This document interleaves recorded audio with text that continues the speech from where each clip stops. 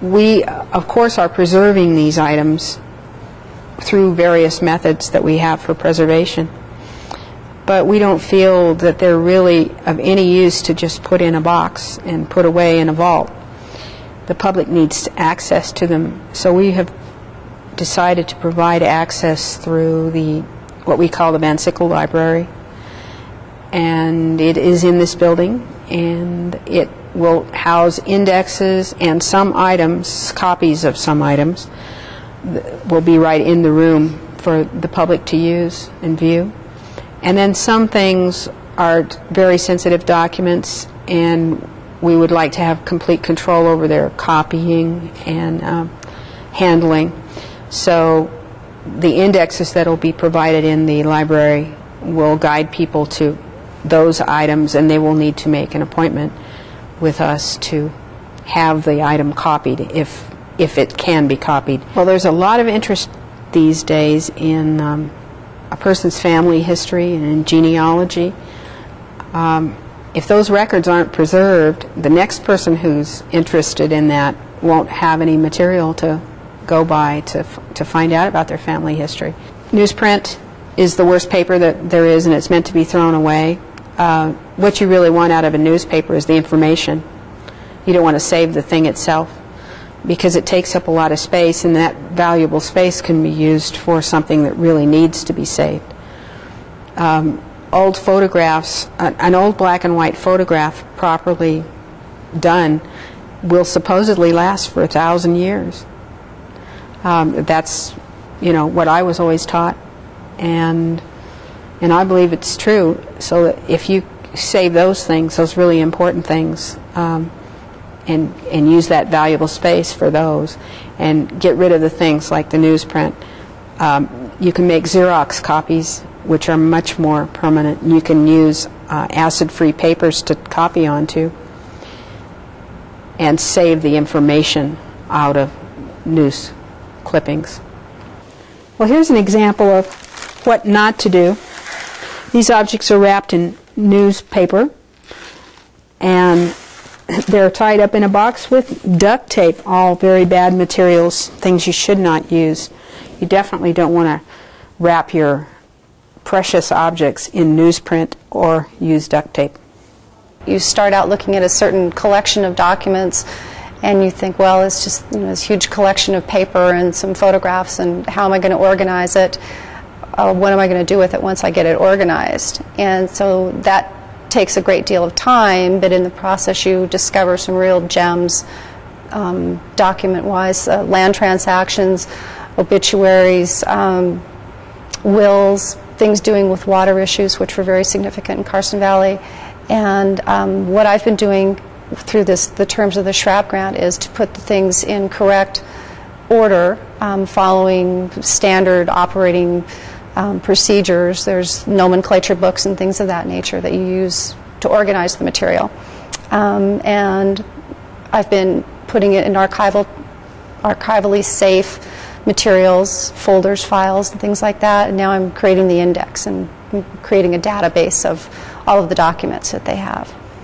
Oh, it's extremely important because it's the history not only of Carson Valley, but it's also the history of the state of Nevada.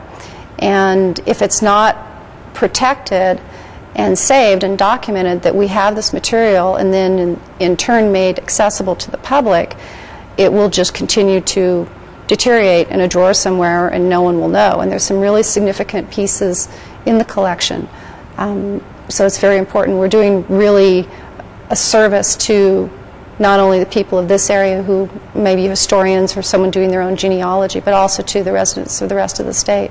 Well, since this area was one of the earliest founded areas of the state of Nevada, going back to about 1859 with Genoa and also with Dayton, there are some documents in there that deal with the first land patents for people who came and settled in the valley.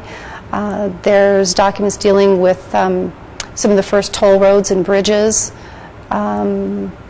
There's information in there about, like I said before, about the water situation in Carson Valley. As far as the photographs go, of course, there's wonderful photographs of a lot of the original pioneers not only of Genoa but also of Minden, Gardnerville. And then one thing I find really interesting is the street scenes and the housing pictures, and you can see how an area has changed over time, over the 100 years or so that it's been in existence. That's real interesting.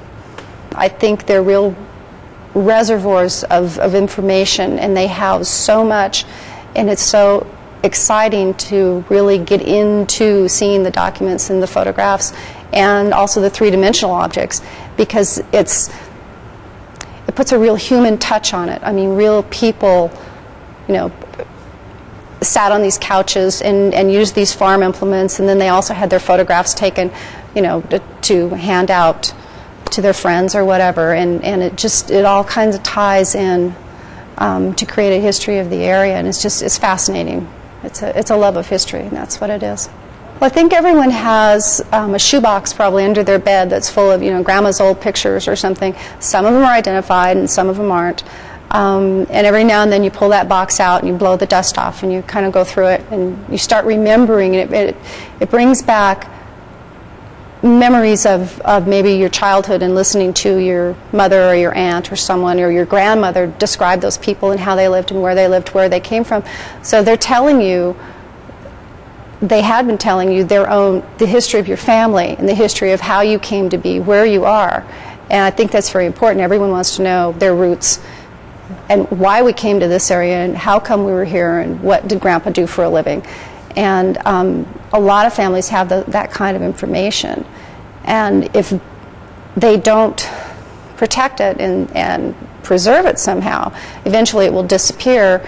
And of course, as the older people in the family die off, then that history is lost. So it's really important to record it and to talk to the older people in a family and get that generational history that's then supported by maybe documents or maps or photographs or, you know, birth certificates and things like that. It's amazing what people have that really are historical archival records, and they don't think in those terms because it's such a strange, you know, term. You don't think that you're an archivist, but everybody really is their own family historian or family archivist.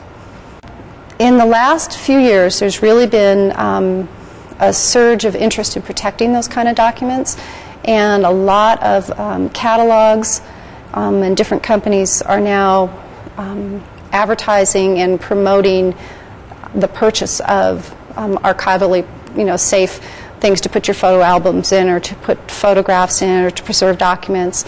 And I think that's really created a real interest in preserving and saving an individual's history.